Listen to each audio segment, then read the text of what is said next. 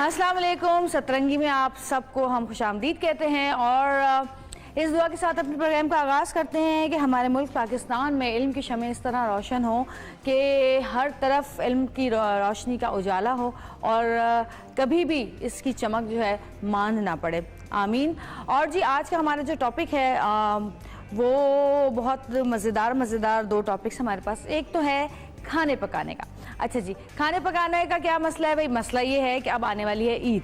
खाना तो हर घर में ही पकता है, लेकिन ईद जब आती है तो इंसान सोचता है कि भाई कुछ नई चीज़ें बनाए अपने घर के अंदर, लोगों को कोई नया टेस्ट दे। और कभी कभी ऐसा भी होता है कि जो मेहमान आते हैं घर में वो कहते हैं अरे ये बिरयानी तो हम अभी अपने घर में खाकर आ रहे हैं, पुलाव तो हमने अपने घर में खाया है, ये कलेजी तो हमने अपने घर में खाई है।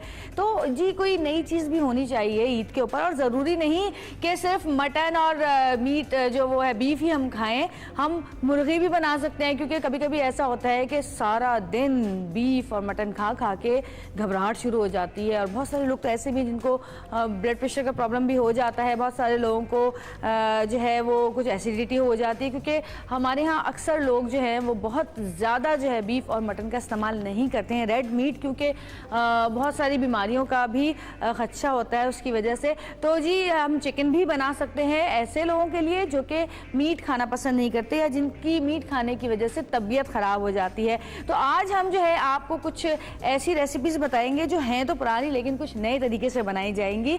और जहाँ तक बात है खाने की, तो खाने का शौक किसको नहीं होता, सबको ही होता है। और ख़वातीन को पकाने का भी बहुत शौक होता है, लेकिन पकाने के बाद अगर उनकी तारीफ ना की जाए तो फिर थोड़ा सा दिल टूट जाता है ख़वातीन का। तो जी जब खाएं, अच्छा खाना खाएं तो थोड़ी सी ख़वातीन की तारीफ कर दिया करें। और ईद करीब है, सब लोग तैयारियों में लगे हुए हैं। बकरा लाया जा रहा है, कोई गाय ला रहा है, कोई बैल ला रहा है, कोई ऊँट खरीद रहा है। लेकिन उसके साथ साथ ख़वातीन की जो तैयारियां हो रही हैं, ये तो हर मर्द हज़रात की तैयारियां हो गई कि जी वो मंडी चले गए। अच्छा, कुछ लोग हैं जो मंडी जाते हैं और जी फ़ौरन जाके जो भी जानवर होता है पसंद करके ले आते हैं। कुछ लोग होते हैं जो 25 चक्कर लगाते हैं मंडियों के, उसके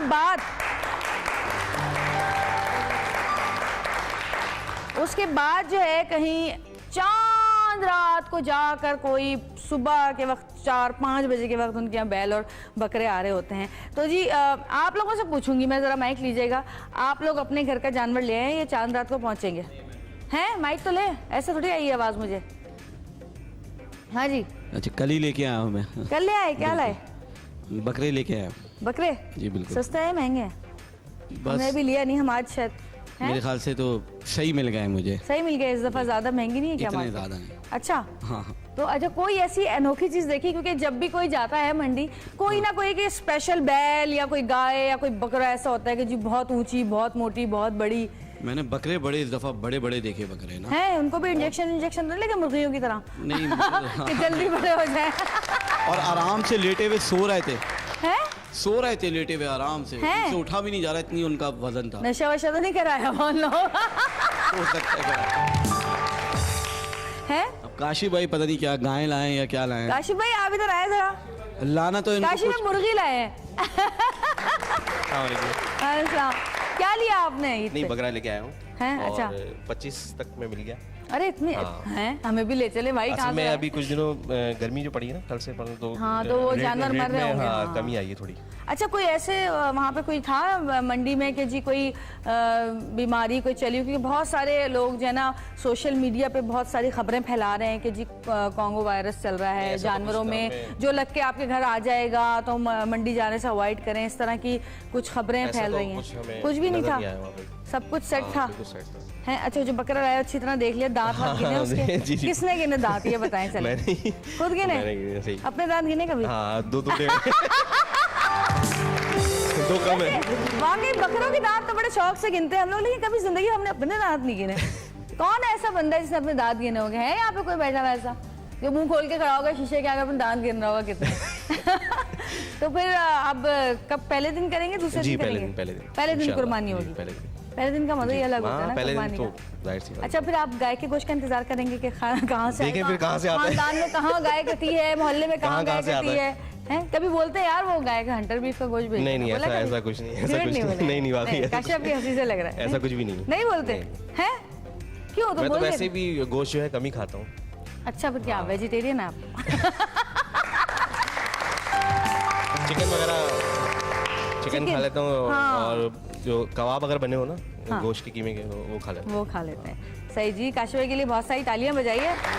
थैंक यू काशू भाई। और कोई कुछ नहीं लाया जो बाकी 3 बैठे हुए हैं?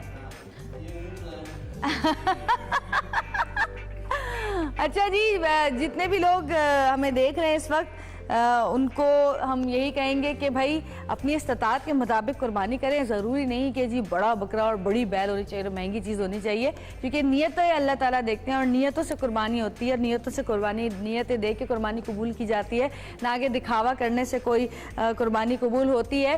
तो आज हम बनाएंगे खाने पकाने का भी हमारे पास एक सिलसिला है।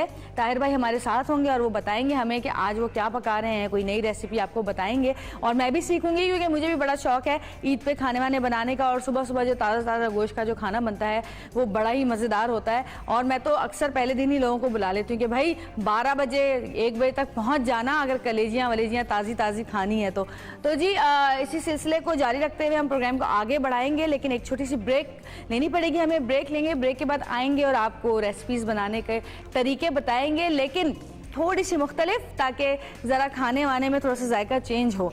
तो देखते रहिएगा सतरंगी। थोड़ी देर में वापस आते हैं। सतरंगी रंग देगी जिंदगी।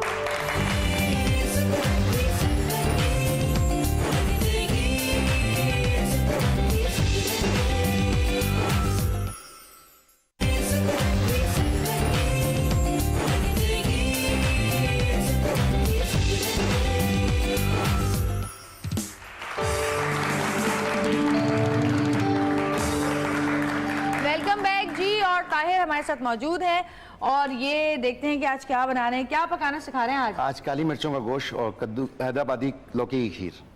हैदराबादी लौकी की खीर और काली मिर्चों का गोश्त। काली मिर्चें नजर नहीं आ रही हैं? ओह अच्छा, ठीक है, सही है। तो जी शुरू करें? जी शुरू करते हैं। अच्छा जी, क्या है आपके पास? गोश्त कहाँ है? मुझे गोश्त ही नजर नहीं आ रहा। गोश्त है मेरे पास। गोश्त कहाँ है? वाह वाह, कितना गोश्त है? तकरीबन 1 किलो गोश्त है ये। 1 किलो गोश्त, ठीक है। हमने पपीता इसको लगा के रख लिया था 2-3 घंटे। अच्छा, गोश्त को छोटी छोटी बोटियां हैं ये बगैर हड्डी के गोश्त की, जिसको इन्होंने पपीता लगा के रख दिया। कितने देर रखना है? 1-2 घंटे। अच्छा, ये बहुत सारे आपने आगे जमा कर दिए। मैं हटवा रहा हूं, नीचे रख दें, वो कैमरा नजर नहीं आएगा कुछ भी। ये वाला हटा दें। हाँ ठीक है। अच्छा जी, तो ये आपने पपीता कितनी देर, खाली पपीता लगाना है, नमक वगैरह कुछ लगाना है इसको? सिर्फ पपीता। सिर्फ पपीता। और कितनी देर तक लगा के रखना है? 2-3 घंटा पपीता लगा दें, क्योंकि गोश्त जो है ना गलने का टाइम होता है, इससे तैयार हो जाए और कुक इजी टू कुक हो जाए, क्योंकि ये सख्त हो जाता है बस टाइम में गोश्त, तो इसमें पल्फी और जूसी रहे। सही। और कितनी देर लगाना है इसको? 2 घंटे तक। 2 घंटे के लिए बस, सही है। चले, कम से कम कितना लगा सकते हैं? ये 1 किलो पे 1-1.5 चम्मच। अच्छा, चाय का। सही है। नहीं, चाय का तो बहुत छोटा हो जाएगा। खाने का चम्मच, खाने का चम्मच, सॉरी। हाँ। घबराया नहीं करे कैमरे के आगे। नहीं।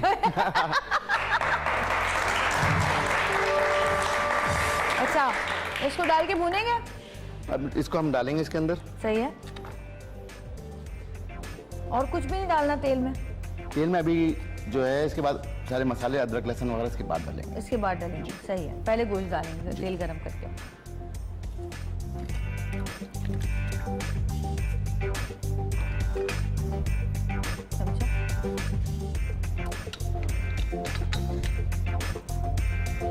जब तक ये हम गरम होता है, भूनते वक्त डालेंगे तो मसाले भी डालेंगे आप? मसाले भूनते टाइम जो मसाले काले मतलब जले ना इसके अंदर, मसाले नहीं तो काले हो जाते हैं, जल जाते हैं, उसका टेस्ट खराब हो जाता है। नहीं तो अभी आप क्या खाली ऐसे? अभी गोश्त को तैयार करेंगे सर। नहीं तो नमक गोश्त वगैरह नमक लगा हुआ है, नमक डला हुआ है इसके अंदर। अभी तो आपने कहा नमक नहीं डाला। इसमें नमक पपीता दोनों लगा दे। नमक और पपीता? अभी तो मैंने पूछा, आपने कहा नमक नहीं लगाया, खाली पपीता बोला आपने अभी। पपीता तो इसलिए लगाते हैं गलने के लिए, नमक जो है इसको चलें ठीक है। नमक तो एक्स्ट्रा डलेगा इसके अंदर, अभी और डलेगा। अभी आपने नमक और पपीता लगाया है इसमें, क्योंकि हाँ अगर नमक के बगैर अगर गोश्त को भूने या गोश्त को पकाने की कोशिश करें या गलाएं, तो उसके बाद जब गोश्त भून जाता है या गोश्त को हम थोड़ा बहुत भी हीट दे देते हैं और हल्का फुल्का उसका कलर चेंज हो जाता है, तो उसके बाद आप जितना भी नमक डालें तो वो गोश्त के अंदर नमक का जायका नहीं आता, सिर्फ मसाले में आता है। अच्छा, 1 किलो गोश्त में 1 टेबल स्पून नमक डालें। फुल चोटीदार, ज्यादा डालेंगे उसका जो रेशो है नमक का 1 टेबल स्पून है। अच्छा, 1 किलो वैसे गोश्त के हस्बे लिए जायका हस्बे डाल जायका आप सकते ज़्यादा हैं, डाल सकते हैं, लेकिन वो तो टेस्ट जो उसका ओरिजिनल जो उसका रेशो है 1 टेबल स्पून है। सही। अच्छा जी काशी भाई, जब तक कि गोश्त बन रहा है कोई गाना सुना दें अच्छा सा हमें, कोई जरा अच्छा गाना सुनाइएगा प्लीज काशी भाई। आज कोई रोता धोने का मूड नहीं है वैसे ही, देख के अल्लाह गिर जाता है। सर की फरमाइश है, जब भी आते हैं गाने की फरमाइश करते हैं। गुलाबी आंखें, नहीं गुलाबी बदन पे सितारे। अच्छा कौन से सितारे नजर आ गए? अभी इसके पीछे चले सुना दे फिर। सितारे भी आएंगे अभी नहीं गाओ सितारे।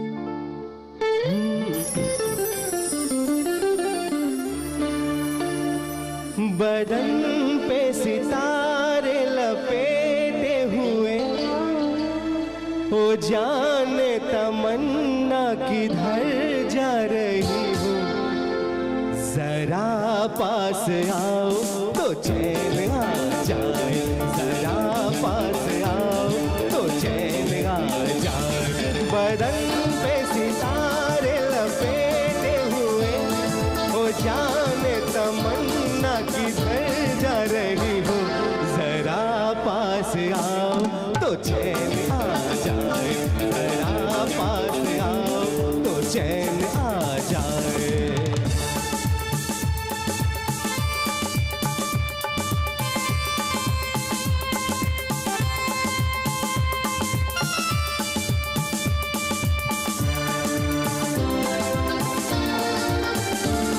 हम जब नहीं होंगे तो ऐ दिलरुबा, किसे देख के हाय शर्माओगी, न देखोगी फिर तुम कभी आईना, हमारे बिना रोज घबराओगी।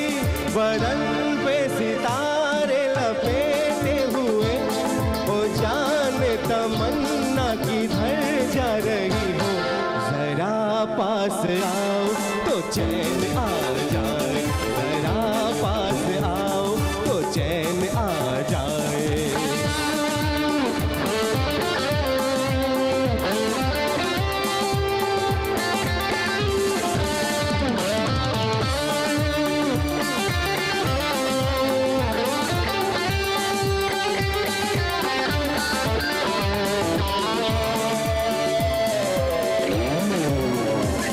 है बनने संवरने का जब ही मजा, कोई देखने वाला आशिक तो हो, नहीं तो ये जलवे है बुझते दिए, कोई मिटने वाला एक आशिक तो हो। बदन पे सितारे लपेटे हुए, ओ जाने तमन्ना किधर जा रही हो, जरा पास आओ तो चैन आ जाए, जरा पास आओ तो चैन आ जाए। बदन पे सितारे लपेटे हुए, ओ जाने तमन्ना किधर जा रही हो, जरा पास आओ तो चैन आ जाए, जरा पास आओ तो चैन आ जाए, जरा पास आओ तो चैन आ जाए, जरा पास आओ तो चैन आ जाए। अभी चैन आएगा आपको, 2 मिनट रुक जाए आप, अभी चैन दिला दें आपको। बेचैन बोटी। अच्छा चैन आ जाए, बस चैन आ जाए तैयार हो जाएगी। हाँ क्या डाला आपने? अदरक लहसुन। अदरक और लहसुन डाल दिया, ठीक है। और इसके अलावा मसाले भी डाल रहे हैं? नहीं अभी तैयार जो गोश्त गलना शुरू हो जाए, नहीं तो मसाले जल के काले मतलब कि रंग चेंज कर देंगे और अच्छा, टेस्ट सही लेस हो है। जाएंगे, मजा खराब हो जाएगा क्योंकि सही तेल है है। ना इसके अंदर भून रहा है। जी जी जी। तो मेरे ख्याल है ब्रेक ले लें थोड़ा सा, ब्रेक जब तक लेते हैं फिर बाद में आके मसाले डालेंगे। तो जी छोटी सी ब्रेक लेते हैं, ब्रेक से वापस आएंगे। आज मिल रहा है काली मिर्च का गोश्त, तो कहीं मत जाएगा, देखते रहिएगा सतरंगी। सतरंगी रंग देगी जिंदगी। दिल ने दस्तरखान बिछाया दावते इश्क है, दिल ने दस्तरखान बिछाया दावते इश्क है कबूल तो आजा जाना दावते इश्क है कबूल तो आजा जाना दावते इश्क है।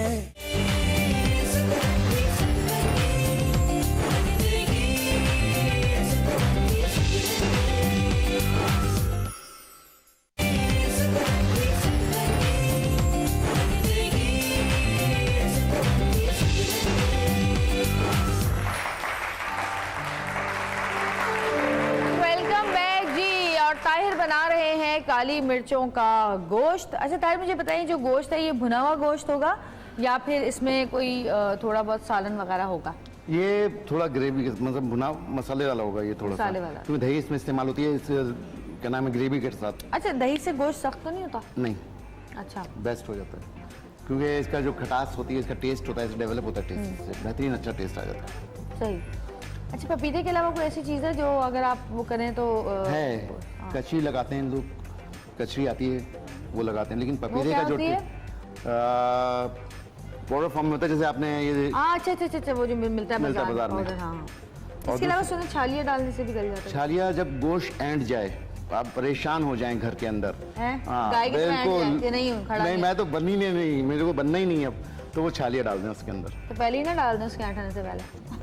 एंड मतलब वो अंदाजा नहीं होता ना घर, हाँ, किसका करेंगे, किसका पता करेंगे। अच्छा जी, आप लोगों में से कोई है जो काली मिर्चों का गोश्त बनाता है? कोई खाना पकाता है घर में? तो हाँ, तो जवाब देना, तो माइक लें। हाँ, एक माइक लें ना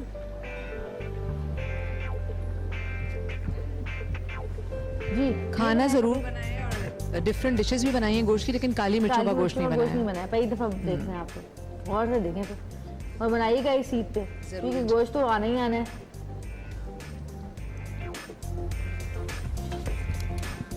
और पपीता जो लगाएं, पपीता जो है छिलका ना लगाएं, लोग छिलका लगा देते हैं। अच्छा, पपीते का जो गुदा होता है ना, वो लगाएं। छिलका कड़वा नहीं होता? कड़वाहट आ जाती है हाँ। खाने में छिलके की वजह से। सही। अक्सर देखा मैंने कि छिलका लगा देते हैं, छिलके के साथ लगाते हैं। छिलका ना लगाएं, बिल्कुल ना लगाएं, क्योंकि टेस्ट लेस हो जाएगा, टेस्ट खराब हो जाएगा। आप लोग क्या करते हैं गोश्त निकल रहा होता तो? गोश्त नहीं गल रहा होता है तो हाँ। क्या नाम है, नहीं, उनसे पूछ रही हूँ। अच्छा आप बताएं। हाँ जी जी बोले। बस पपीता यूज करते हैं, उससे हो जाता है, हाँ डन हो जाता है। अच्छा, अगर माइक की लगाना आवाज भूल गए यहाँ पे तो? खोल दें, क्योंकि हम मुश्किल नहीं, अगर लगाना भूल गए तो फिर तो नमक वगैरह मिर्चें सब कुछ भूल जाएंगे ना। जिस अगर आप सालन में पपीता लगना ना हो तो? नहीं, मेरा नहीं ख्याल कि अगर कोई अक्सर कॉन्सेंट्रेशन के साथ पका रहा है, कुकिंग कर रहा है, अगर उसको पता है हमें मुझे अच्छी कुकिंग करनी है, तो डेफिनेटली उसको सारे इंग्रेडिएंट्स याद होंगे, हाँ। तो वो लगाएगा। और अगर अच्छा, बीच में डाल सकते हैं पपीता आप लोग? नहीं। बीच में नहीं, अगर बाय मिस्टेक भूल जाए तो फिर वो छालिया यूज वो कर छालिया जो बताया है जवेरिया ने, बेहतरीन चीज बताई है, छालिया इस्तेमाल करें आप। अच्छा, ऐसा ना हो लोग मीठी सुपारी डालना शुरू कर दें। गुटखा ही डाल दें ताकि पूरा ही काम हो जाए। वो वाली होती है ना जो पहले घर में आया, मैंने कहा पहले जमाने में अम्माएं बैठा देती थी हमें, अल्लाह मुझे इतनी उलझन होती थी, छालियाँ काटनी पड़ती थी। जरा छालियाँ काटना बैठ के, सरवत्ते से लगे हुए छालियाँ काटने में, वो वाली बड़ी वाली नहीं, छालियाँ। जवेरिया छालिया डालेंगे क्या होता है, गुटखा डाल देना, मुंह भी पक जाए तो वो भी पक ही जाएगा। वो ज़्यादा अच्छा। सही बात है। वैसे वाकई सोचे कि जो छालियाँ होती है वो जब गोश्त नहीं गल रहा होता तो वो गोश्त में डालें तो गोश्त फौरन गल जाता है। ऐसा गोश्त जो बहुत कोशिश के बाद भी ना गले तो छालिया से फौरन गल जाता है। तो छालिया जब हम खाते हैं तो हमारे मुंह के अंदर, हमारे पेट के अंदर, हमारे मैदे के अंदर ये क्या असर करती होगी, कितना गोश्त गलाती होगी ये।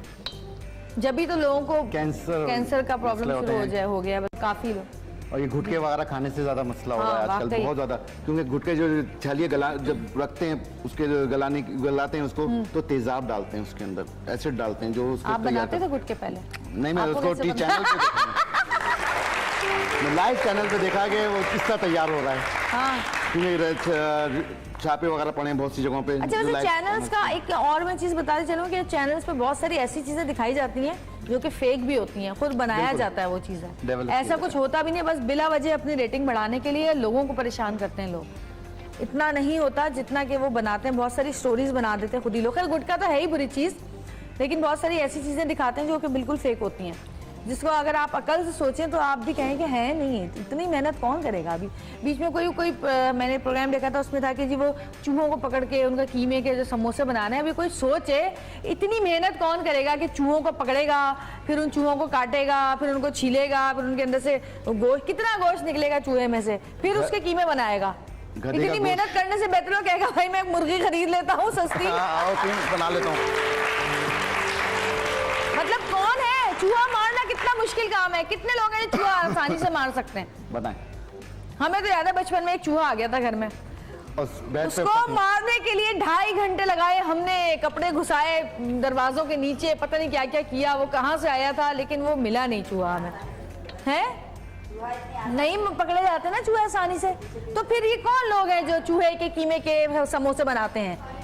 हैं ऐसा कौन आदमी होगा पागल जो खड़ा बैठा होगा चूहों की ताक में? और चूहे नजर भी कहाँ आते? चलो कुत्ते बिल्लियां तो नजर आ जाते हैं रोडों पे, चूहे तो नजर भी बहुत कम आते हैं। दवाइयाँ यूज करने से भी नहीं आते चूहे। हाँ है ना, दवाइयों से भी, दवाइयाँ जो नकली आ रही हैं। अम्मा जरा ले ना माइक में बोले ना, ऐसे तो समझ ही नहीं आ रहा। जी क्या कह रही हैं? आजकल दवाइयाँ यूज करने से भी नहीं मरते चूहे, है ना? हाँ। बड़ा मुश्किल होता है। पहले वो दवाइयाँ गोलियां बनाते थे ना आटे की, डाल देते थे फौरन मर जाते थे। हाँ, लेकिन अक्सर वो चूहे तो आते थे अपने ही पैर आ जाता था। आजकल इंसान इतने ढीठ है तो जानवर भी हो सकते हैं। हाँ हाँ सही कह रहे हैं। अब इस्तेमाल मसाले वाला डालना शुरू करें। अच्छा जी, गोश्त हल्का सा भुन चुका है और इसमें ये डाल रहे हैं मसाले। क्या क्या मसाले डाल रहे हैं? काली मिर्ची। काली मिर्ची तो जरूर डालनी है, जाहिर है। पिसी भी काली मिर्ची। हल्दी 2 चमची काली मिर्ची डाली है इन्होंने। हल्दी कितनी डाली? 1 चम्मच। सही। गरम मसाला? गरम मसाला 1 चम्मच। 1 चम्मच। और थोड़ी सी इलायची हाथ में। सही, इलायची भी डल गई। अब इसको भूनेंगे। हरी मिर्चें भी डालेंगे इसमें? हरी मिर्चें पेस्ट डलेगा। सही। अच्छा, हरी मिर्चों का पेस्ट आप वैसे भी हम बना के घर में भी डाल सकते हैं, बाजार वो भी डाल सकते हैं आप। बाजार वाला जरा खट्टा ज्यादा होता है, उसमें प्रिजर्वेशन होती है, विनेगर वगैरह हाँ। होती है, इस वजह से।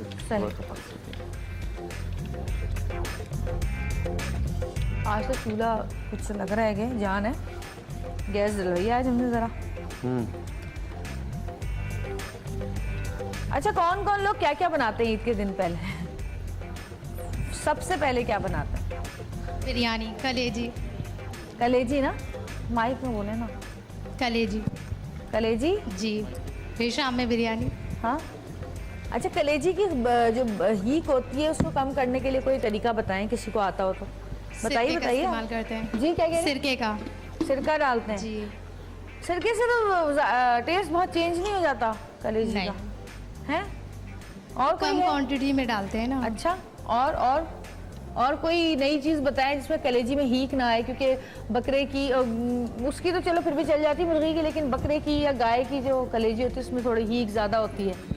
जी कौन बता रहे? आप बताएंगे? अरे वाह भाई, तालियां। जी। आप मेथी यूज करते हैं? हाँ, कसूरी मेथी, मैं भी वही डालती हूँ, कसूरी मेथी। उससे खुशबू और हीक कम हो जाती है। वाह जबरदस्त। आपकी बेगम कौन सी वाली है? आप हैं? सही। तो भाई एक काम करते, पहला आदमी है जिसने हमें इनके बाद जिन्होंने हमें ये बताया कि जी कलेजी की हीक कैसे जाती है। और मजे की बात है कि मैं यही करती हूँ। वाह वाह वाह, दिल खुश हो गया भाई। ऐसे मियाँ होने चाहिए वैसे लोगों के, हैं? आपने तो बताया नहीं, उन्होंने बता दिया। देखें तो भाई हम हैं तो जी हम H&H टेक्सटाइल की कुर्ती दे रहे हैं आपके हस्बैंड को। अब इनकी मर्जी है, जिसको भी दें, ठीक है? ये लीजिए, थैंक यू। और मैंने भी पहनी हुई है, देखें आपको ये वही कुर्ती H&H टेक्सटाइल की। और जी क्या हो रहा है भाई? काश में चले कोई गाना गाते हैं हम दोनों मिलके, जब तक ये भून रहा है। कौन सा गाना गाएं? चले बताएं मुझे। माइक दे दें भाई मुझे भी।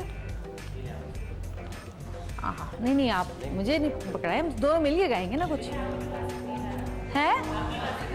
मैं ही तो कह रही हूँ गाने को, दिल चाह रहा है मेरा आज। नहीं आता।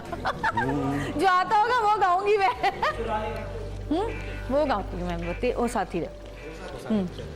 ठीक है, मैं शुरू करूंगी, लेकिन शुरू मैं करूंगी, लेकिन पहले तुझ बिन जो बन मेरी रातें, तुझ बिन मेरे दिन बन जाए, मेरा जीवन जलती धूल बुझे बुझे मेरे सपने सारे, तेरे बिना मेरी, तेरे बिना मेरे बिना तेरे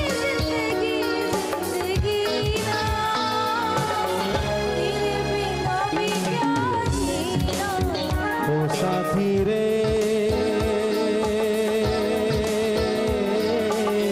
तेरे बिना भी क्या जीना, तेरे बिना भी क्या जीना।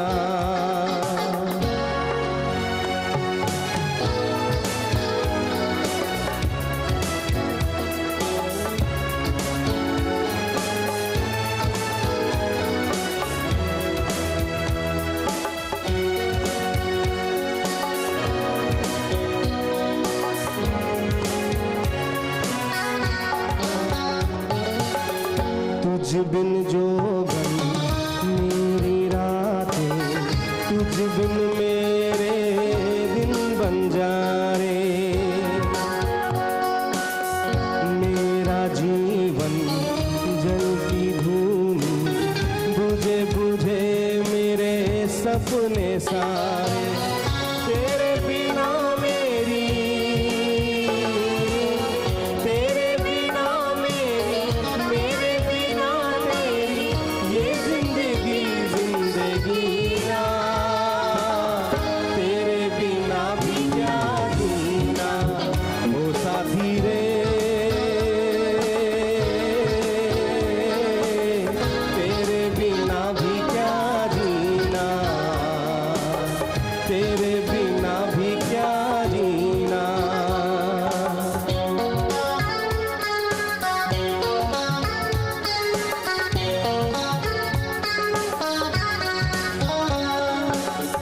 जाने कैसे अनजाने आग बसा कोई प्यासे मन में। अपना सब कुछ खो बैठे पागल मन के, पागल मन। प्यार के अफसाने, प्यार के अफसाने। मैं जानूं तू जाने और ये जाने तेरा।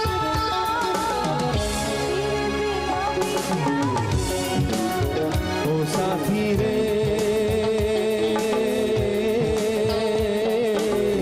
तेरे बिना भी क्या जीना, तेरे बिना भी क्या जीना, तेरे बिना भी क्या जीना, तेरे बिना भी क्या जीना। Thank you. वाह वाह काशी भाई, आज अचानक हमला कैसा लगा आपको? हैं? बगैर भाई आज पहली दफा काशी भाई ने बगैर देखे गाना पर्ची के गाया गाया। है, बगैर पढ़े बगैर लिखे हैं। बस अब इसी तरह के मैं आपको झटके देती रहा करूंगी। अच्छा जी, छोटी सी एक ब्रेक लेंगे, ब्रेक से वापस आएंगे और भुना गोश्त तैयार होने में थोड़ा सा टाइम है। देखते रहिएगा सतरंगी, क्योंकि सतरंगी रंग देगी जिंदगी।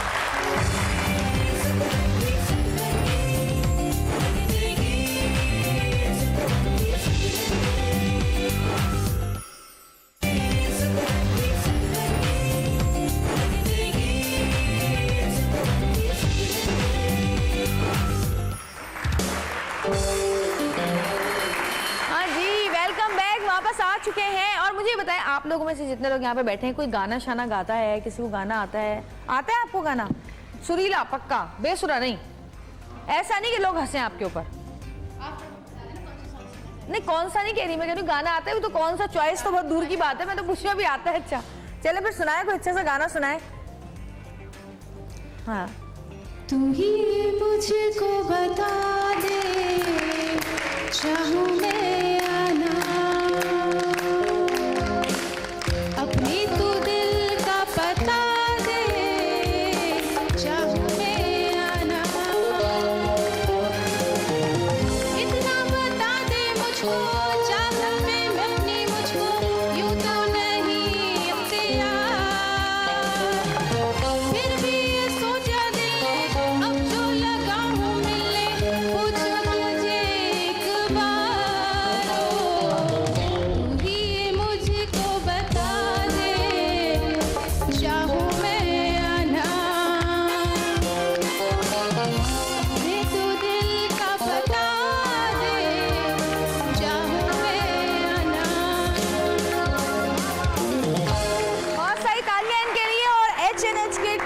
रिच टेक्सटाइल की कुर्ती आपके लिए। ये लीजिए, बहुत सारी तालियां जी। और जी अब हमारे पास एक और मेहमान मौजूद है, हम उनको बुलाएंगे। एक और क्या, बस पहली मेहमान ही है, वो तो हमारे साथ आज शुरू से ही साथ है तकरीबन। ताहिर भाई कहाँ तक पहुंचे वैसे? गोश्त बताइए। तैयार है, डिश आउट करना है? डिश आउट करेंगे अभी थोड़ी देर में। अच्छा ठीक है। अच्छा जी, हमारे पास एक और मेहमान मौजूद है, हम उनको बुलाते हैं। बहुत अच्छी एक्ट्रेस हैं और आप सब उनको जानते हैं, पहले भी हमारे शो में आ चुकी है, टीवी पे भी आप उनको देखते रहते हैं। आपकी बहुत सारी तालियों में सलमा हसन।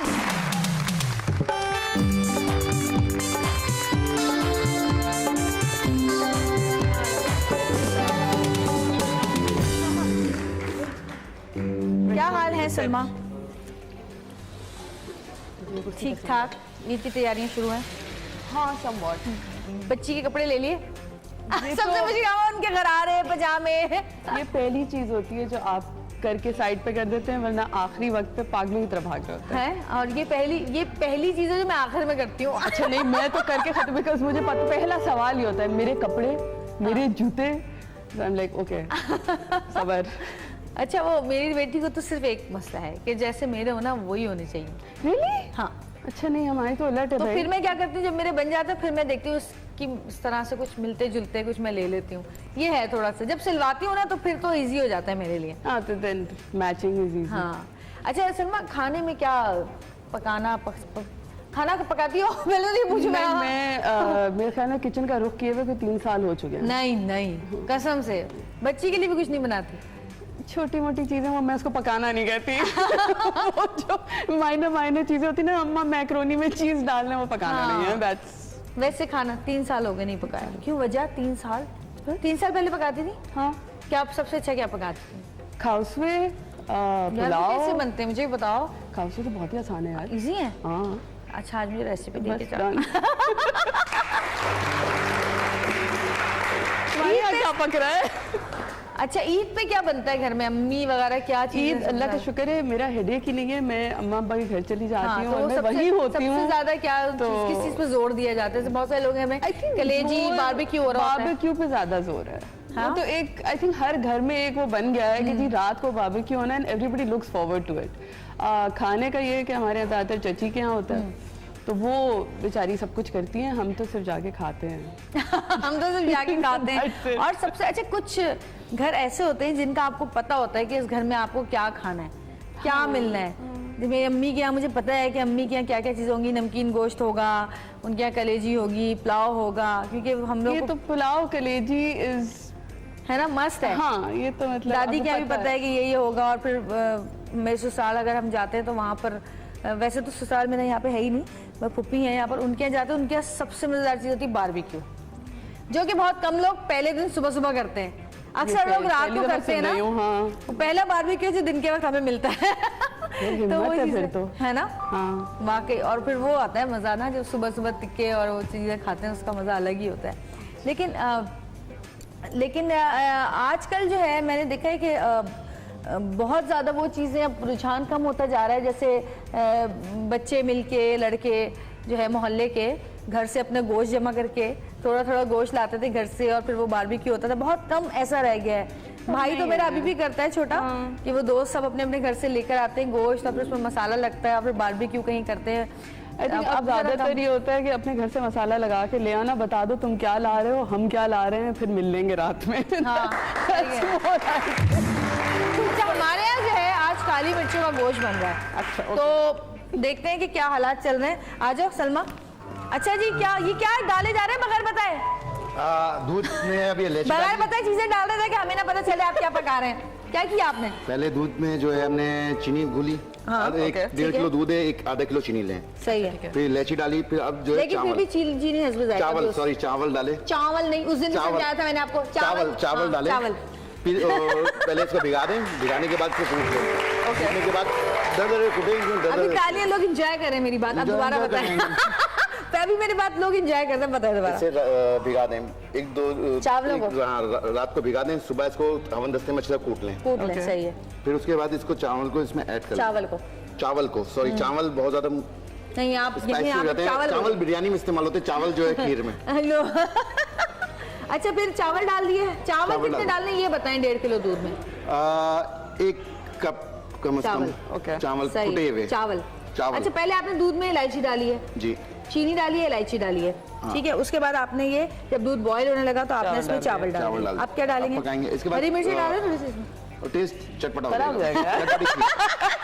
अच्छा, इतना सीरियस बोल रहे हैं कि इसका टेस्ट चटपटा हो जाएगा। अच्छा, उसके बाद इसके बाद जो है हम कद्दू लौकी की कद्दूकश किया हुआ है, कद्दूकश किया हुआ लौकी बॉईल करके किया हुआ है? बॉयल हुई हुई है ये। सही है। ओए होए, अब तो बहुत अचानक से तेजी में आ गए। इजी हो जाए, इजी हो जाए। इजी। अच्छा, अब गोश्त के क्या हालात हैं? गोश्त तैयार है, गोश्त तैयार है, निकालना है गोश्त को? पराठे लाने हैं? लाइए, मैं इसको हिलाती हूँ, आप गोश्त जब तक निकाल लें। इधर रख के निकाल लें।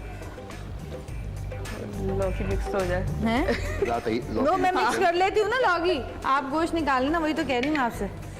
लौकी मिक्स कर लेती हूँ। अच्छा, लौकी इतनी क्यों बेचैन की हो गई, चिपक क्यों गई? चिपकी हुई है। चिपकू हुई है, चिपकू। लौकी चिपकू हुई है भाई, आपस में चिपक गई है। अच्छा, मैंने कभी भी लौकी का हलवा वगैरह या कोई ऐसी चीज वैसे मैंने भी नहीं लौकी का हलवा कभी बनाया। अच्छा, है ना? ना खीर ना अभी खीर, चावल तक ठीक है। अच्छा, खीर तो वो आती है ना डब्बे वाली कितनी आसान है ना। डब्बे वाली खीर बहुत इजी होती है।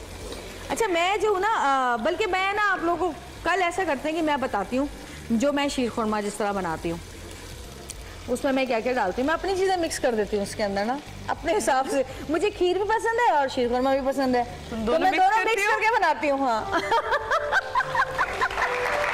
ये मैं कल खास तौर पे देखूंगी सुनने के लिए। तुम्हें देखना है ये।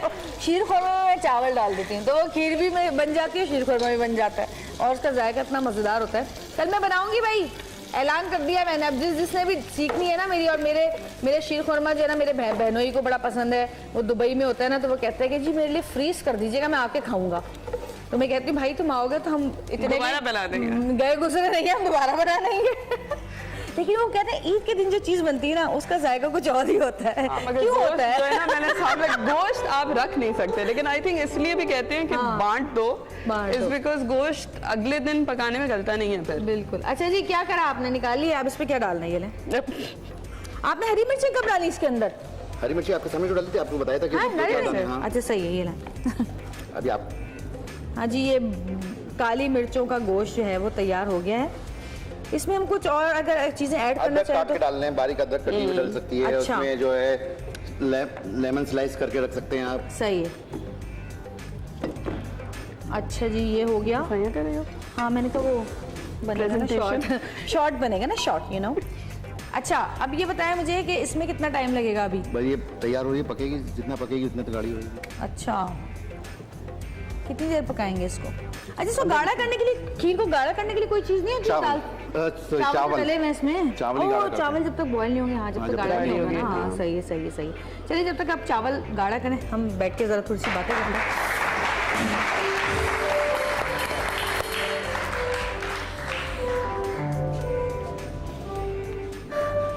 सलमा, म्यूजिक से कितना लगाओ? सुनती हो म्यूजिक वगैरह? कुछ शौक है या बस कभी सुन लिया तो सुन लिया, कोई ऐसा खास? सर, एक वक्त था बहुत शौक था, है ना? मुझे लगता है सिर्फ गाड़ी में जब आप ड्राइव करते हैं ना, घर से स्कूल या घर से लोकेशन, हाँ, वो एक टाइम मिलता है जब आप सुकून से सुन सकते हैं। और टाइम भी गुजर जाता है। टाइम भी गुजर जाता है। तो इसलिए आई थिंक एक पॉइंट आ गया कि ड्राइविंग अब ज़्यादा अच्छी लगती है, क्योंकि वो एक वक्त होता है जब कोई कुछ नहीं कह रहा होता और आप सुकून में होते हैं। आप बल्कि कह रहे होते हैं ये गधा यहाँ से बीच में क्यों आ गया, ये साइकिल यहाँ से क्यों आ गई, ये मोटरसाइकिल वाला उल्टा चलता हुआ क्यों आ रहा है, ये पीछे गाड़ी वाला हमारी गाड़ी के अंदर क्यों घुसे जा रहा है। वरना ये सवाल आप होते जाओ एक दूसरे कर रहे होते हैं अपने आप से, है ना। वैसे हमारे यहाँ तो ना बड़ी टॉलरेंस चाहिए गाड़ी चलाने के लिए, मेरे ख्याल चाहिए है। अब एक तो होता है ना कि आप कहते हैं अच्छा इंसान सड़क पे रूल्स फॉलो करके चल रहा होता है, यहाँ ये होता है भाई अपने आप को खुद बचा लो अगर बचा सकते हो तो। वाकई सही कह रही हो। कोई नहीं सोच रहा होता, सब हर तरफ से यूं और ट्रैफिक जैम तो हमसे करना, पाकिस्तान से करना सीखे। कहते क्या, ओहो लेडीज गाड़ी चला रही हैं, इस वजह से ये मसला हुआ है। लेडी बैठी इतनी चिढ़ है ना, मैं तुम्हें क्या बताऊं, मुझे इतना गुस्सा आता है जब मैं देखती हूँ ना कोई साहब इतनी बड़ी जीप लेके रॉन्ग वे आके सारी ट्रैफिक रोक के खड़े में फिर कह रहे हैं आप क्या कर रही हैं। हेलो आप क्या कर रहे हैं? सही बात है, आप क्या कर रहे हैं? हम तो जो कर रहे हैं वो कर रहे हैं। अच्छा काश भाई,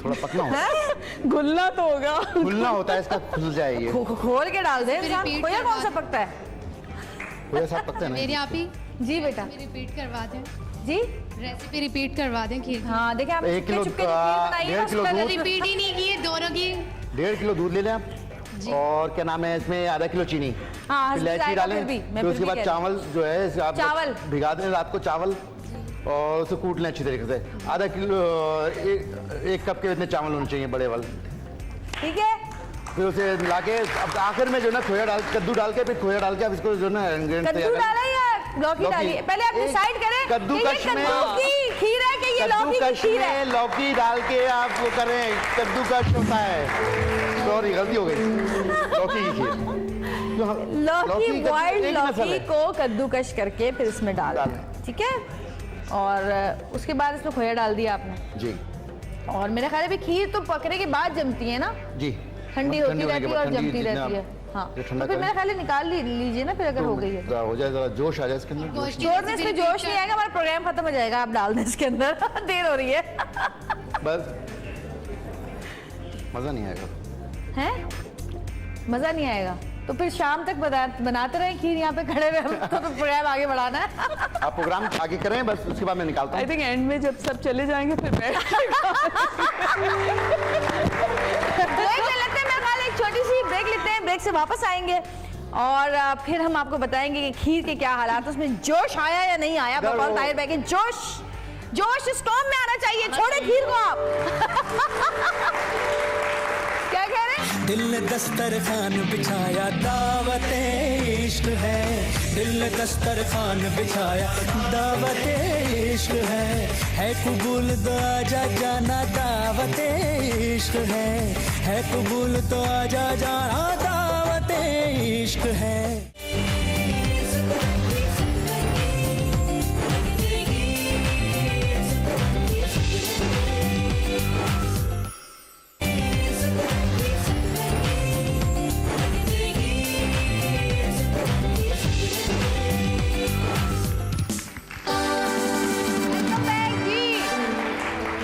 बता रही थी कि इसके बाद हमारा कुछ आपस में झगड़े होने वाले हैं, ऐसा टॉपिक है। तो मैं टॉपिक आपको बताती चलूं कि जी पिछले दिनों प्राइवेट स्कूल की जो फीसें बढ़ाई गई थी, तो उन स्कूल्स के लिए जो बहुत ज़्यादा शोर शराबा कर रहे थे वालिदैन स्टूडेंट्स के, जी फीसें बहुत ज़्यादा बढ़ा दी गई हैं। और अब जो गवर्नमेंट का ये अप्रूवल आ गया है कि प्राइवेट स्कूल्स जो है 10% से ज़्यादा सालाना फ़ीस बढ़ाने के मिजाज नहीं है, और गवर्नमेंट पंजाब ने प्राइवेट स्कूलों की फ़ीसें कम करने का कहा गया है।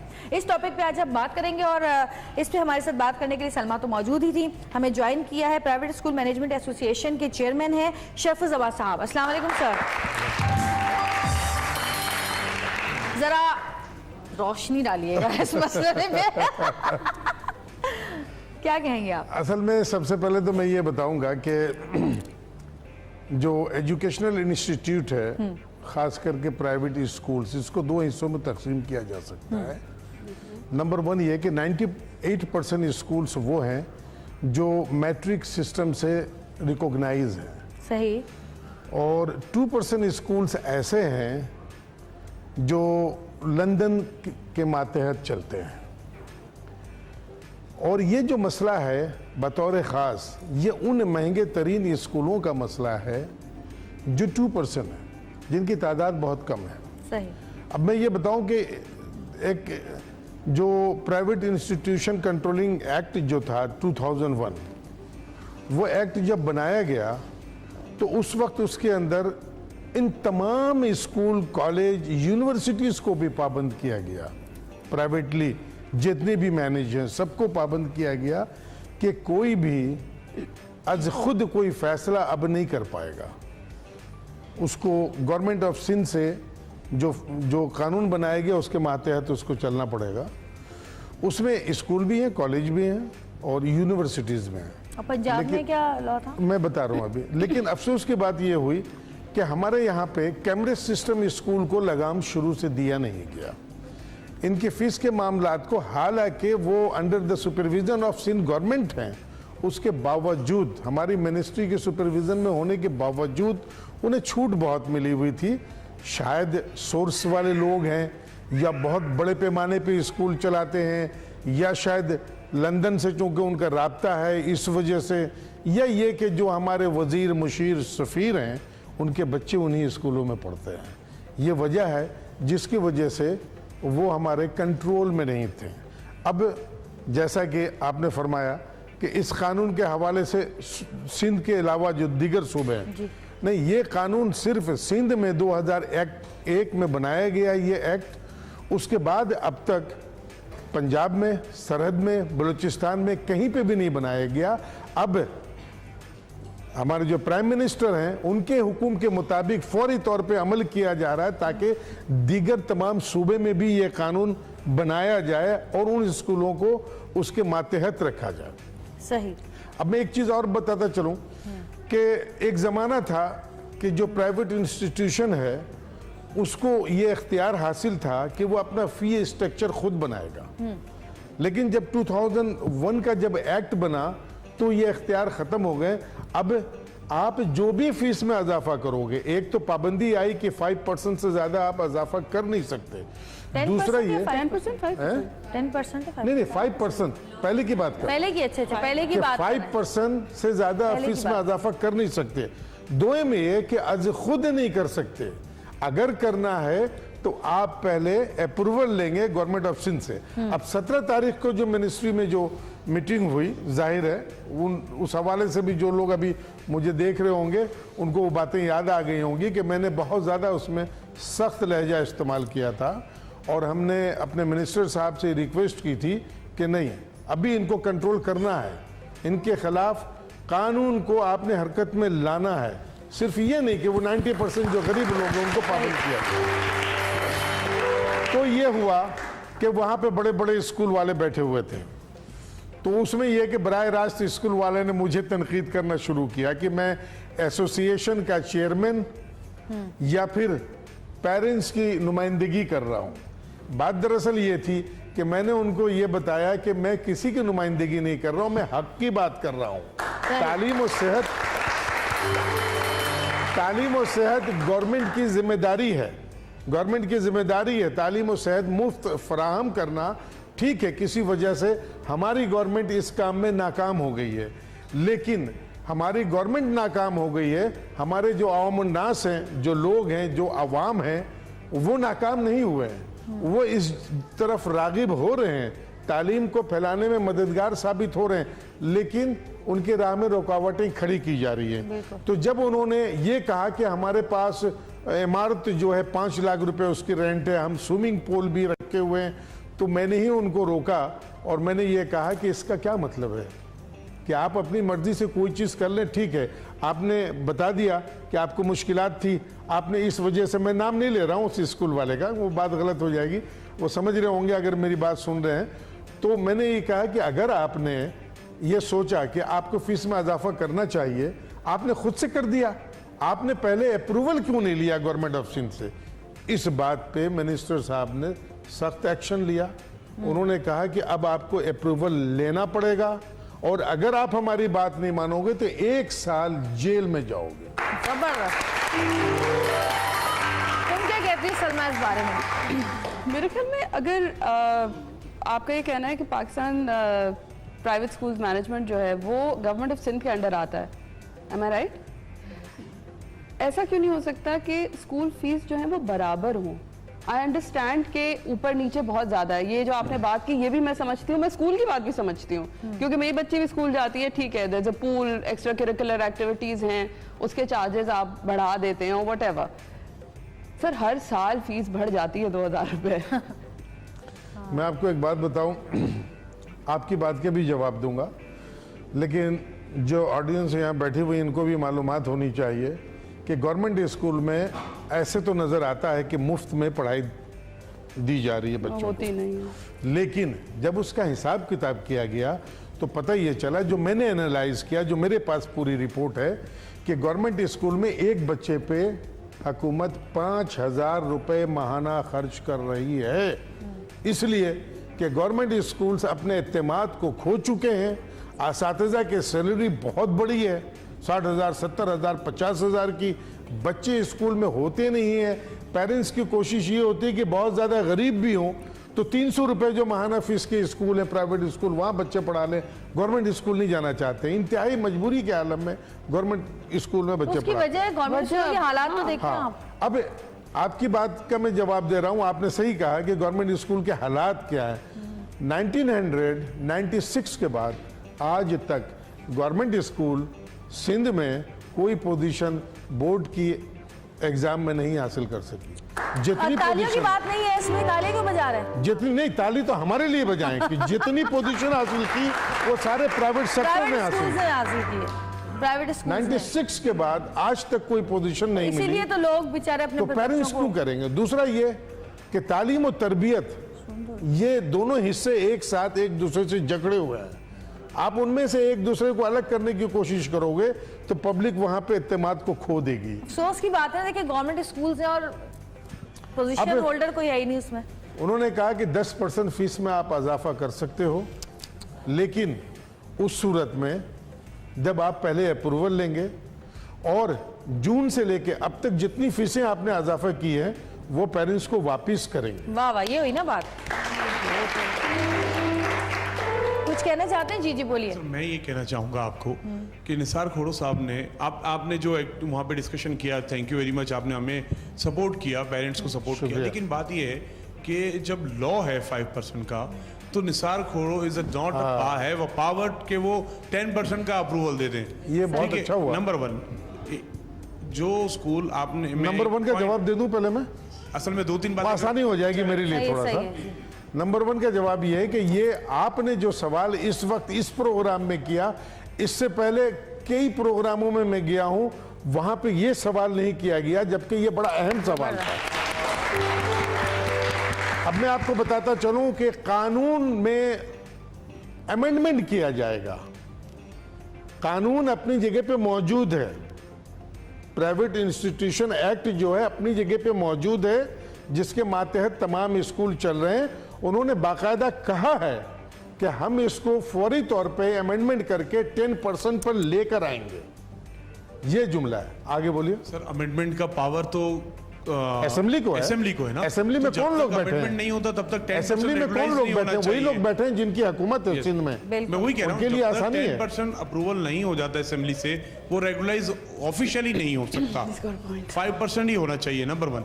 नंबर 2 जो मैं बात कहना चाह रहा था आपकी बात पे कि स्कूल वाले ये क्लैरिफिकेशन, जस्टिफिकेशन देते हैं कि हम जो ये फीस ले रहे हैं उसकी वजह ये है कि हम बहुत एलीट सर्विसेज दे रहे हैं। तो एलीट सर्विसेज दे रहे हैं तभी तो लोग आपको इतनी पेमेंट कर रहे हैं। उसके ऊपर आप इतनी ज्यादा पेमेंट ले लेंगे, इंक्रीज अपनी मनमानी से करेंगे, तो ये जस्टिफाइड नहीं है।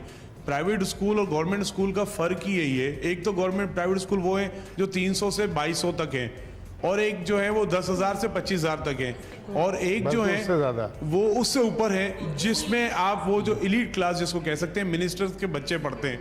हम उसकी बात नहीं कर रहे, हम जो बीच वाले हैं हम उनकी बात करें, मिडिल क्लास वाले।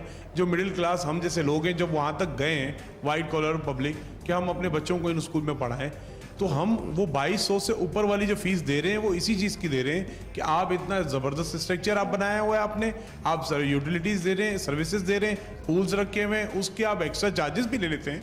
ऐसा नहीं है कि आप उसके चार्जेस नहीं लेते। कभी वो टाइकोंडो ड्रेस के पैसे ले लेते हैं, कभी जी वो कैंगरू कंपटीशन जो स्कूल्स का होता है उसका अलग वाउचर आ जाते हैं। इवन जो है चैरिटी, आप चैरिटी किसी और के लिए कर रहे होते हैं, उसकी भी वाउचर में फीस लगा के भेज देते हैं कि जी चैरिटी है, फ्लड रिलीफ, इसके 150 रुपीज पर स्टूडेंट आप पे करेंगे।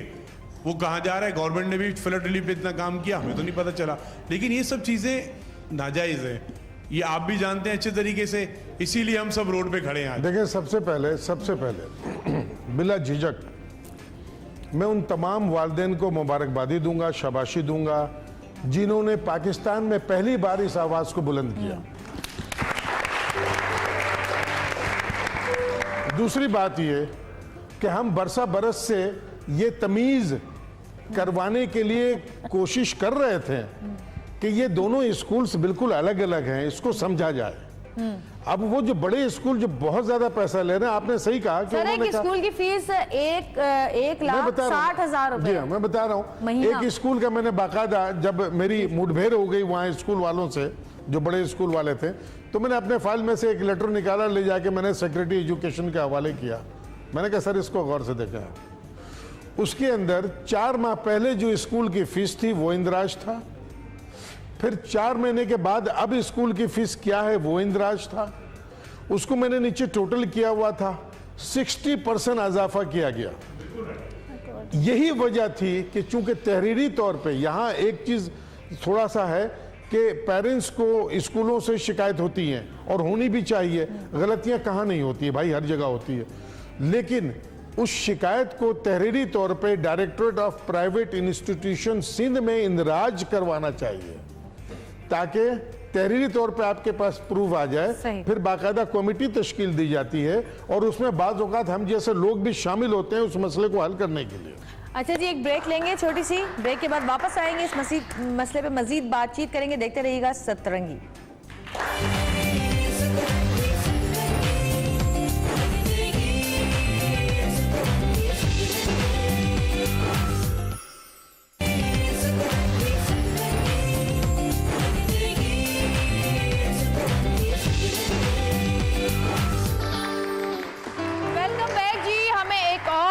शख्सियत ने इस वक्त ज्वाइन किया है, सेक्रेटरी एजुकेशन सिंध फजलुल्लाह पेचूहू।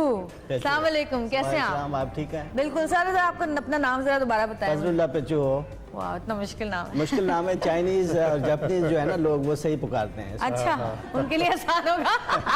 उनके नाम होती है इसी टाइप के। आप क्या कहेंगे सर इस मसले में, इस मामले में? आपने सुना कि पेरेंट्स क्या कह रहे हैं, आपने सुना कि सर क्या कह रहे हैं? देखिए, मैं गुफ्तगू सुन रहा था भाई साहब की, बाहर खड़ा था, तो भाई साहब ने कहा कि कानून में ये नहीं लिखा, कानून को क्यों अमेंडमेंट कर डाला इन्होंने, 5% लिखा हुआ है कानून में। भाई 2 चीज़ें होती हैं मेरे भाई, एक कानून होता है असेंबली बनाती है या नेशनल असेंबली बनाती है, और एक रूल्स होते हैं जो कानून के दायरे में रहकर बनाए जाते हैं। कानून उसकी इजाज़त देता है रूल्स बनाने की, तो रूल अमेंडमेंट अथॉरिटी मिनिस्टर के पास है, और लॉ में अमेंडमेंट अथॉरिटी है असेंबली के पास। हमने लॉ में अमेंडमेंट नहीं किया है, और लॉ में कहीं भी नहीं लिखा फीस का जिक्र है रूल्स में, जो उस लॉ के तहत रूल्स बनाए गए थे। सही, उसमें लिखा हुआ है 5% के 5% फीस बढ़ाई जाएगी, प्राइवेट स्कूल एवरी ईयर बढ़ाएंगे, लेकिन उन्होंने 60% भी बढ़ाया, 40% भी बढ़ाया, कहीं 30% भी।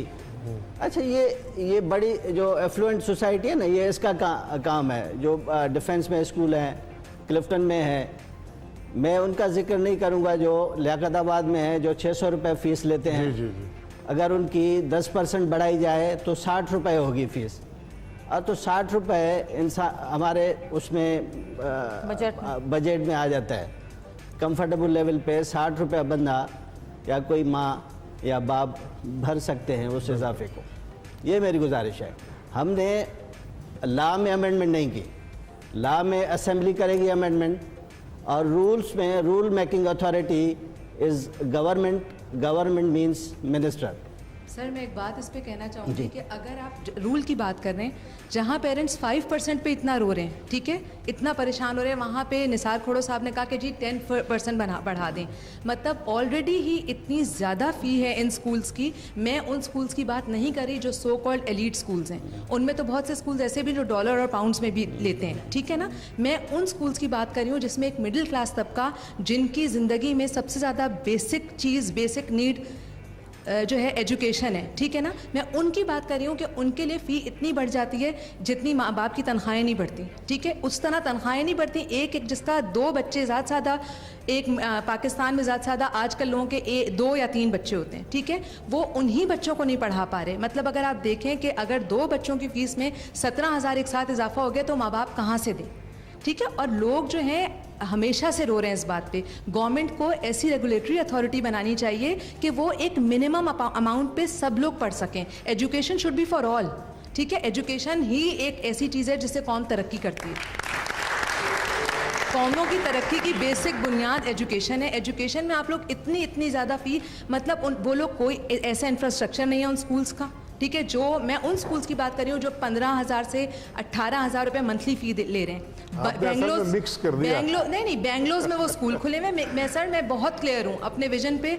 हम लोग इस चीज़ के लिए 2 सितंबर से खड़े हैं, हम रोड्स पर हैं, ठीक है। हम लोग मैं 5,000 से ज़्यादा माओ को इस वक्त रिप्रेजेंट कर रही हूँ इस जगह, ठीक है, इस प्लेटफॉर्म पे।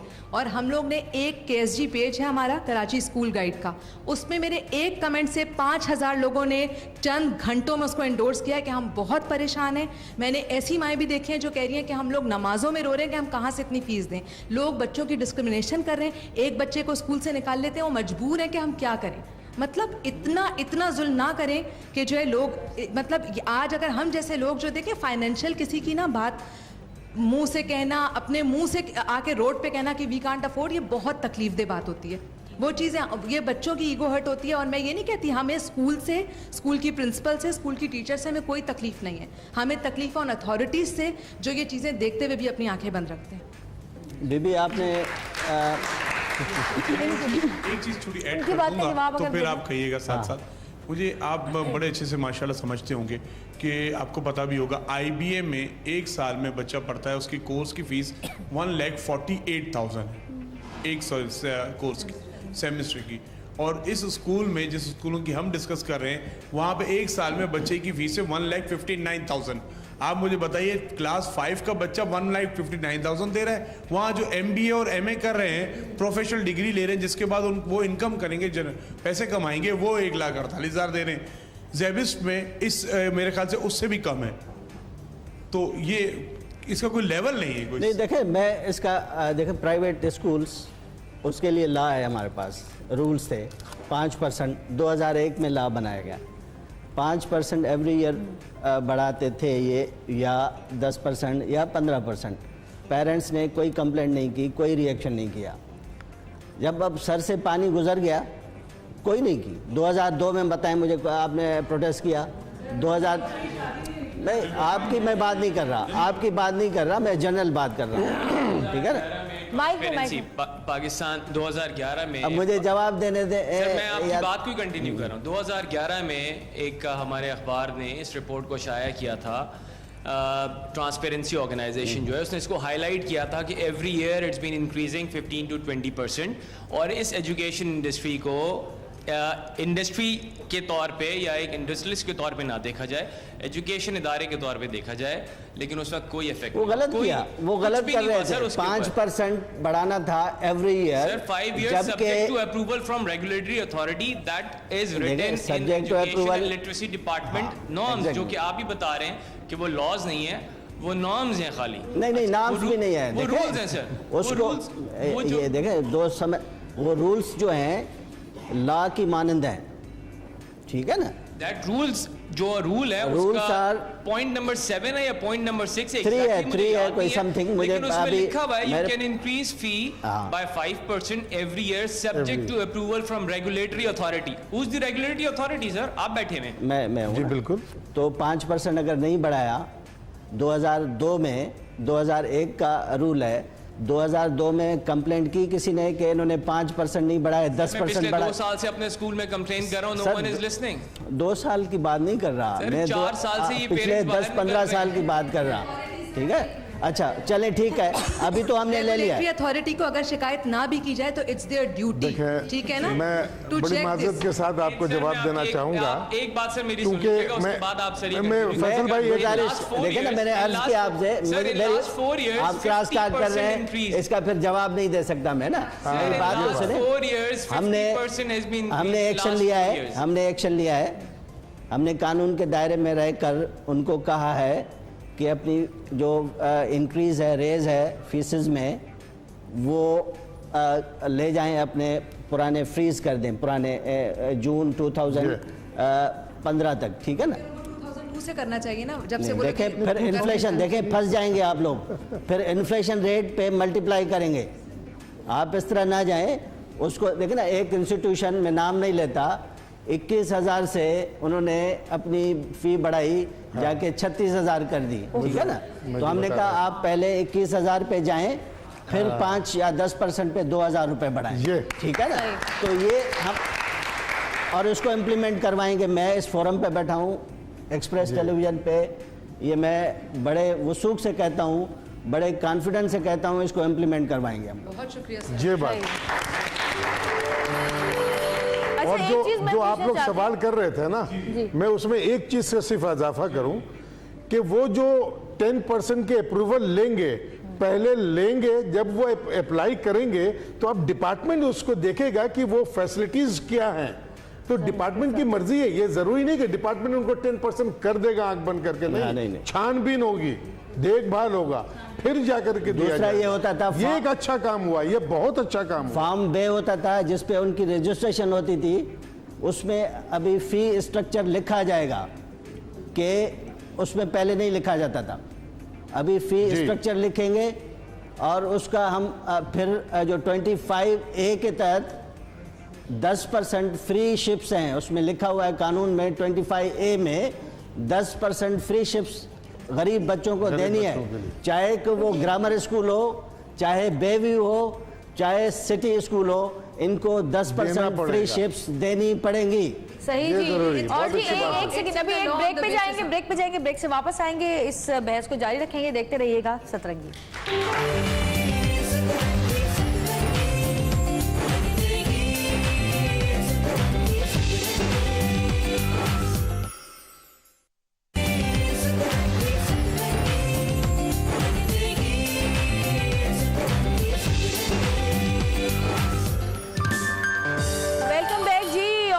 बच्चों के स्कूल्स की फीस बढ़ने की, कम होने की बातें चल रही हैं, बहस हो रही है, और ये बहस तो ऐसी है कि इस पर आप घंटों भी बात करें तो शायद ये बहस ख़त्म ना हो। एक और खातून हमारे साथ मौजूद हैं, वो कुछ कहना चाह रही हैं, ज़रा हम उनसे पूछते हैं। जी फरमाइए। अस्सलाम वालेकुम, मैं शरून हूँ और ये बीनिश है। हमने 1 साल पहले कराची के स्कूल्स के लिए एक ग्रुप बनाया था, क्योंकि ज़ाहिर बात है फेसबुक पे हाँ हर पेरेंट की क्वेरी होती है कि सबसे बड़ी कि भाई अच्छे स्कूल में भेजना है बच्चे को, एंड वी कीप सर्चिंग कि कैसे करें। So we decided to provide a platform हर टीचर को, हर स्टूडेंट को, हर पेरेंट को। हमने सबको एक जगह हम लेकर आ गए, पर माशाल्लाह standing at 16,000 members in plus at the moment. So हमारे पास क्वेरीज जो आती रहती हैं every day on a basis of like hundreds. तो वो सबसे पहले जो क्वेरी आती है बच्चे की कि भाई my child is 2 years old now and me looking for a school, fee budget बता दीजिए, फ़ी स्ट्रक्चर बता दें। हालांकि हम एज पेरेंट्स से कहते हैं कि ये चीज़ सबसे आखिर में आनी चाहिए। हमें ये पूछना चाहिए कि स्कूल में करिकुलर एक्टिविटीज़ क्या हैं, हम क्या करिकुलम फॉलो करेंगे, उसके अंदर क्या फैसिलिटीज़ दी जाएंगी। नहीं, सब 80% हमारे पास क्वेरीज यही आती हैं कि फ़ी स्ट्रक्चर क्या है, फ़ी। हालांकि ये सबसे आखिरी चीज़ होनी चाहिए। अब जब वेकेशंस ख़त्म हुई, हमने देखा we had an onslaught of so many post, जिसमें था फीस इंक्रीज हो गई।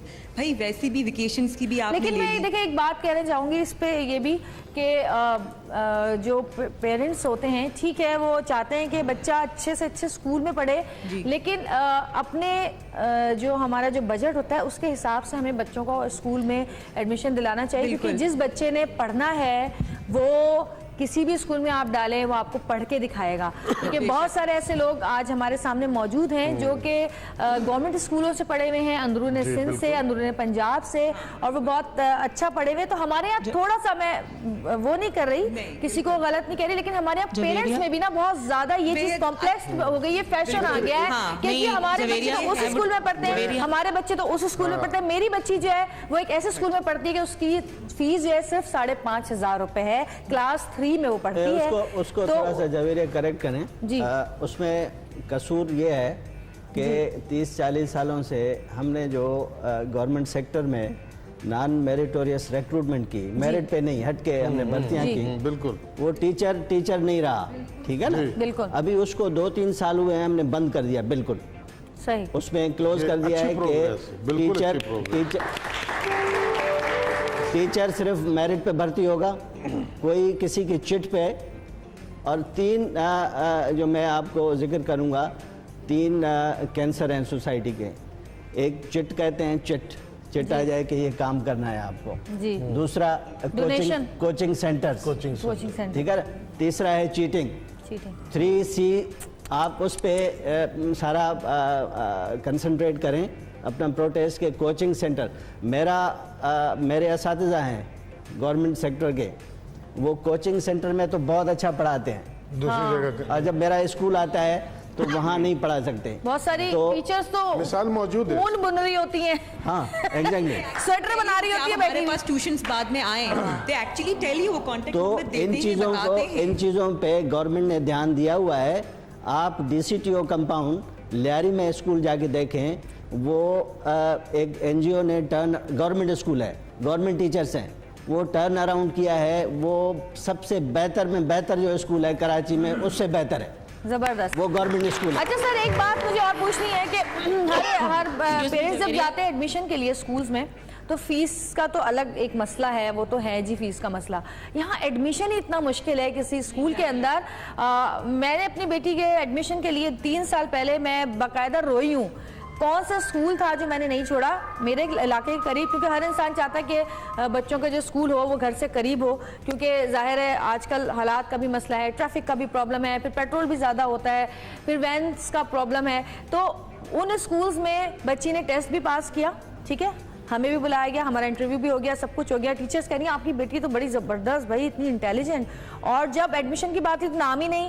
अब जब मैं पूछने गई भाई नाम क्यों नहीं आया, तो कह रहे हैं कि जी आप 2 लाख रुपए डोनेशन दे दें तो आपकी बच्ची का एडमिशन हो जाएगा यहाँ पर। ये भी बड़े मसले हैं। उनको पता होगा कि आप एक्टर हैं, टीवी में काम करती हैं, पैसे कमाते हैं। मेरे अलावा भी बहुत सारे लोग रो रहे थे सर, जो एक्टर नहीं है वो भी रो रहे थे, नहीं तो आप जो एक्टर नहीं है वो लोग भी बैठे हुए रो रहे थे। मैं एक चीज को जरा क्लियरफाई करना चाहूंगा।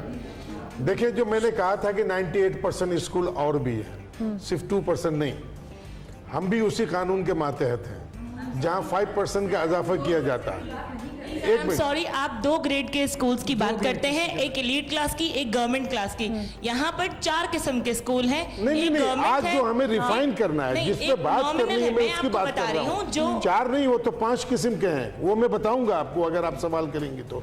मैं ये बताना चाह रहा हूँ कि देखें, लांडी, कोरंगी, मलीर, शाह फैसल, औरंगी, ओल्ड एरिया, पहलवान गोट, सफूरा गोट, ये भैंस कॉलोनी, ये सब एरियाज में जो लोग स्कूल चला रहे हैं 300 रुपए से लेकर के 500, 600, 1000 रुपए फीस तक, आपको पता है? नहीं सर, हमारा दो टैक्सेस ऐसे, मैं बताना चाह रहा हूँ, 2 टैक्स ऐसे हैं जो कंट्रीब्यूशन के नाम पे लिया जाता है। एक UBI है, जो लाखों रुपए का टैक्स है, उसकी वजह से तालीम महंगी होती है। हमारी ये नहीं है यहाँ पे मसला, हम उन स्कूलों की बात नहीं कर रहे। मैं आपके सामने बैठा हूँ, मेरा ताल्लुक हैदराबाद सिंध से है। मैं हैदराबाद सिंध के अपने ज़माने में टॉप क्लास प्राइवेट स्कूल से पढ़ के आया हूँ। पेचो साहब जानते होंगे, हैदराबाद पब्लिक स्कूल का मैं पढ़ा हुआ हूँ, ठीक है, इंटर कॉलेज तक का स्कूल है। जब मेरे फादर कराची आए, ठीक है, आने के बाद जब उनसे बोला गया कि जी हमने उन लोगों से पूछा यहाँ का टॉप क्लास स्कूल कौन सा है, तो पेचो साहब एक स्कूल का नाम उन लोगों ने दिया, तमाम मेरे रिश्तेदारों ने। उन्होंने कहा तुम टॉप क्लास स्कूल में जाना चाहते हो ना, तो दिल्ली स्कूल है, गवर्नमेंट स्कूल करीमाबाद में, वहाँ चले जाओ, पोजीशन होल्डर्स का स्कूल है। मैंने इंटर वहाँ मैट्रिक वहाँ से किया। पेचो साहब ने अभी रूल्स की बात की थी। पेचो साहब रूल्स 2002 के हैं अमेंडेड, ठीक है, 2001 के नहीं, वो बाद में हुए थे लॉ के बाद, ठीक है, 2002 में। उसके अंदर यह है कि 10% डिजर्विंग लोगों को फ्री एजुकेशन दी जाएगी, पाबंद किया जाए इसको। यहाँ ऐसा नहीं होता है। अच्छा, उसके लिए क्या है, उसके लिए मॉनिटरिंग अथॉरिटी पेरेंट्स नहीं है। पेरेंट्स किसी, आपने कहा लिख के भेजे वो भेजें, मैं आपको बताऊँ 80% या 90% पेरेंट्स को तो ये मालूम भी नहीं है रेगुलर अथॉरिटी कौन सी है। अच्छा जी, अब मसला ये है कि हमारे प्रोग्राम का वक्त खत्म हो गया है, हमें प्रोग्राम खत्म करना है। लास्ट चीज मैं कहूँगा सर, टाइम नहीं है, सॉरी। मैं इस चीज को एड्रेस करूँगा, आपसे वादा करता हूँ कि 10% जो फ्री शिप्स है इनको एड्रेस किया जाएगा। जबरदस्त जी, और इसी बात पे बहस खत्म। Thank you sir, thank you so much, बहुत शुक्रिया सर, आपका भी बहुत शुक्रिया। Salma, thank you so much. Tahir भाई की खीर भी तैयार हो गई, और जितने भी पेरेंट्स लोग यहाँ पे बैठे हुए, आप सबका भी बहुत शुक्रिया। और जाते जाते सिर्फ एक दुआ हम करना चाहते हैं, उस एक दुआ सर एंड हो गया। Thank you very much. जाते जाते हम एक दुआ करना चाहते हैं उस शख्स के लिए जिसने हमारी खातिर या अपने मुल्क की खातिर 18 सितंबर को जामे शहादत नोश किया। कैप्टन असरन यार बुखारी पाकिस्तान के ऐसे मुजाहिद जिन्होंने एयरबेस पेशावर एयरबेस के अटैक में दुश्मनों से लड़ते हुए अपनी जान दे दी। और ये वो कैप्टन थे कि जिन्हें सॉर्ड ऑफ ऑनर से नवाजा गया, जो कि बड़ा मुश्किल काम होता है। इसके अलावा ये पंजाब हॉकी टीम अंडर 19 के कैप्टन भी रह चुके थे, चेस चैम्पियन थे कॉलेज में, बायोलॉजी क्लब के प्रेसिडेंट थे और कॉलेज मैगज़ीन के एसोसिएट एडिटर थे। मुख्तसरन ये एक ऐसा नौजवान जिसको हमारे मुल्क को, जिसकी बहुत शदीद ज़रूरत थी आने वाले वक्त में, हमारे फ्यूचर में, और जो अभी भी हमारे मुल्क की खिदमत कर रहा था, उसको जामे शहादत वो नोश कर चुके हैं। हम दुआ करते हैं उनके लिए कि अल्लाह ताला उन्हें जन्नत में आला दर्जात पर फायज़ करें, उनके घर वालों को सब्र अता करें। और फिर एक बार हमारी पाकिस्तानी फ़ौज को, हमारी पाकिस्तानी फ़ोर्सेस को सलाम, जो कि हमारे लिए अपनी जानों की कुर्बानियाँ दे रही है, अपनी जानों का नज़ारा पेश कर रही है। फिर इंशाअल्लाह कल आपसे मुलाकात होगी। आज का टॉपिक ख़त्म हुआ। Thank you so much. अल्लाह हाफ़िज़।